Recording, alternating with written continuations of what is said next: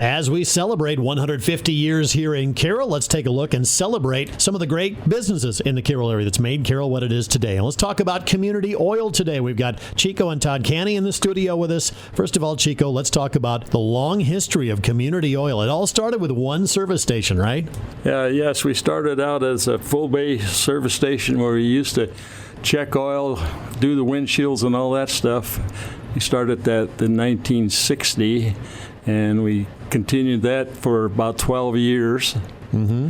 And then we ended up buying out a distributorship in 1972 and kind of expanded all of our other business around that. I love having to explain full-service gas stations to people. They just don't quite get that anymore, do they? Yeah, right, yes. Now, you guys kind of pioneered the convenience store here. Talk about that aspect because your business evolved and changed. Back in 72, then we started buying up some of the little stations, full stations out around in the community. We started at Littledale, was one of our first C stores, Arcadia, Westside, and all these places.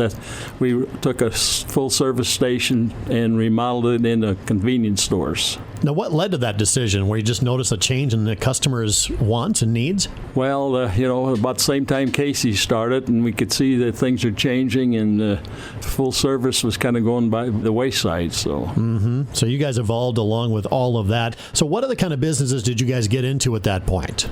John, I think at that point they started to get into wholesale fuel distribution to the farm and commercial industries.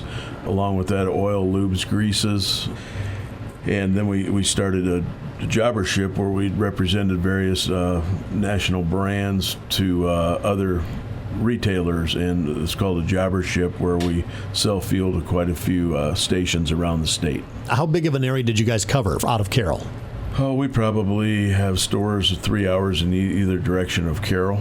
So how many people did you actually employ at that point? You were a pretty big operation then, didn't you? When we had our own stores, we had up to 100 employees, and so we since are out of the retail business, but we still supply those sites with their fuel. This part of it has changed a lot over the years as well. I'm sure with the trend towards renewable fuels, you guys have to make that adjustment too, don't you? Yeah, a lot of consolidation and renewable fuels, and it's a big project to get the proper infrastructure, and it's a costly project to be able to sell these fuels and get them to the public so they can use them. Talk about being a family-owned business. How many generations is it? Well, Dad started it. I would be the second, and then my son Chris is involved now, so 3 generations. And going strong. Chico, it's got to make you very proud of the family and of the business as a whole. Yeah, it's been exciting. So always something new, and fortunate that Todd come with me when we needed it. He's kind of on top of the high-techy stuff, not me. I'd rather be washing windshields yet and checking oil. Chico Kanne once again, and Todd Kanne joining us with Community Oil as we celebrate Carroll and a great 150-year history.